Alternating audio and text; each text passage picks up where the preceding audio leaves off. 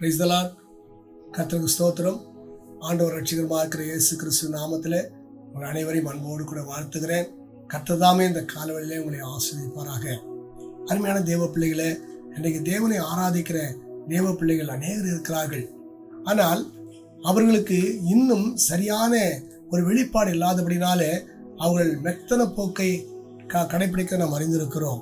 ஏனென்றால் வேதத்தில் எழுதியிருக்கிற வார்த்தையில் நாம் வாசிக்கும் போது நமக்குள்ள ஒரு பயம் உண்டாகிறது. ஆண்டவர் எப்போது வருவார், சீக்கிரம் வந்து விடுவாரோ என்று சொல்லி எதிர்பார்ப்போடு காணப்படும். நடந்து கொண்டிருக்கிறதான காரியங்களை பார்க்கும்போது, இந்த உலகத்தில் நடக்கிற ஒவ்வொரு சம்பவங்களையும் நாம் பார்க்கும்போது இயேசு கிறிஸ்து வாசற்படியில் வந்து நிற்கிறான்னு சொல்லி நாம் அறிந்திருக்கிறோம். பாருங்க, அப்படி என்றால் இதற்கு என்ன வழி, இதற்கு என்ன தீர்வு என்று சொல்லி நீங்கள் கேட்கலாம். இங்கே வெளிப்படுத்தின விசேஷம் 1 அதிகாரத்தில் அப்போஸ்தலனாகிய யோவான் அவர் எழுதுகிறார். வாசிக்கும் 3ஆம் வசனத்தில் வாசிக்கிறோம், இந்த தீர்க்கதரிசன வசனங்களை வாசிக்கிறவனும் கேட்கிறவர்களும் இதில் எழுதியிருக்கிறவர்களை கை கொள்ளுகிறவர்களும் பாக்கியவான்கள், காலம் சமீபமாயிருக்கிறது என்று சொல்லுகிறார். பாருங்க, இவர் துவக்கத்திலே இவர் இந்த புத்தகத்தை எழுதும்போது தேவனுடைய சமூகத்திலிருந்து அவர் எழுதும்போது அவர் சொல்லுகிறார், காலம் சமீபமாயிருக்கிறது. அருமையான தேவ பிள்ளையே, இப்பொழுது நடந்து கொண்டிருக்கிறதான யுத்தங்களின் செய்திகள் நம்ம கேள்விப்படும் பொழுது இயேசு எவ்வளவு சமீபமாக வந்திருக்கிறார் என்பதை குறித்து நாம் உணர்ந்து கொள்ள வேண்டும். அதற்கு நாம் என்ன செய்ய வேண்டும், அந்த வருகையிலே போவதற்கு நாம் என்ன செய்ய வேண்டும்? இந்த தீர்க்கதரிசன புஸ்தகங்களை, அதாவது இந்த வேதத்தை என்ன செய்ய வேண்டும்? நாம் கருத்தாய் என்ன செய்ய வேண்டும்? வாசிக்க வேண்டும். இன்றைக்கு அநேகர் வேதத்தை வாசிப்பது கிடையாது. ஏதோ சபைக்கு போகிறோமா, அங்கே சொல்லுகிறதான வார்த்தைகளை கேட்கிறோமா, போதும் என்ற நிலையிலே காணப்படுகிறார்கள்.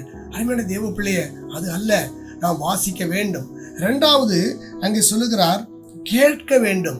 தேவ சமூகத்தில் கடந்து சென்று தேவ பிள்ளைகள் கேட்க வேண்டும். இந்த வசனத்தில் நாம் ஆராய்ந்து பார்க்கும்போது வாசிக்கிறவன் என்று சொல்லப்பட்டிருக்கிறது. அருமையான தேவ பிள்ளை, ஒவ்வொரு தனி நபரும் வேதத்தை கண்டிப்பாக வாசிக்க வேண்டும்.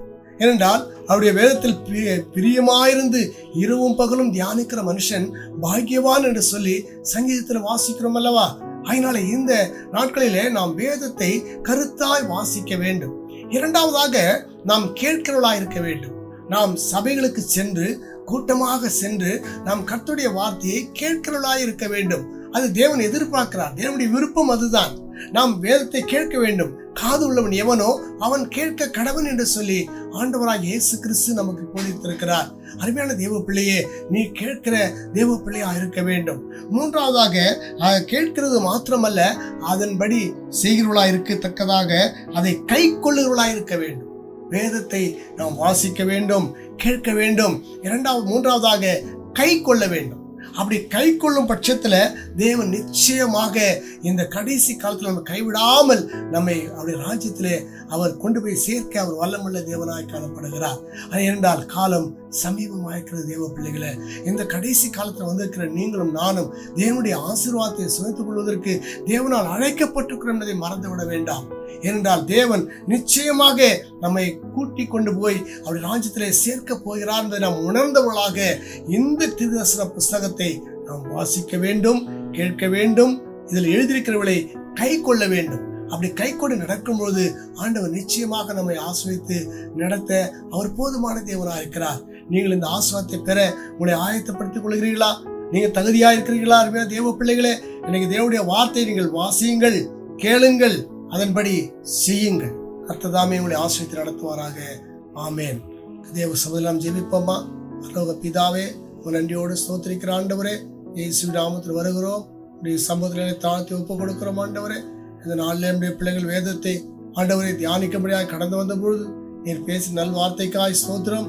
ஆண்டவரை வெளிப்படுத்திய விசேஷம் 1 அதிகாரம் 3ஆம் வசனத்தை உடைய பிள்ளைகள் தியானித்திருக்கிறார்கள். ஆண்டவரே, நீர்களை ஆஸ்வதிக்கும்படியாக ஸ்தோத்திரிக்கிறேன். உடைய கரத்திலே தாங்கி நடத்த வேண்டும். தேவ கருவிலை தாங்கி நடத்த வேண்டும். தகப்பனே, வருகையிலே காணப்பட வேண்டும். ஒருவரும் கைவிட்டு போகப்படாத ஆண்டவரே, யாவரும் ராஜ்யத்திலே பிரவேசிக்கத்தக்கதாய் கிருபை பாராட்டும்படிக்காரன் ஜெபிக்கிறேன். நீ ஒருவரே பிரசன்னராக வழிநடத்தபடியா துதிக்கிற ஆஸ்வதிக்கிறாங்க. சகல காரியத்தின் தேவ கரத்தில் ஒப்புறுத்தி ஜெபிக்கிறேன். பெரிய காலி செய்து ஆஸ்வதியும் இயேசு நாமத்தில் வேண்டிக் கொள்கிறேன். பரிசுத்தமுள்ள பரலோக பிதாவே, ஆமேன், ஆமேன். கர்த்தர் தாமே உங்கள் ஒவ்வொருவரையும் ஆஸ்வதித்து நடத்துவாராக. ஆமேன்.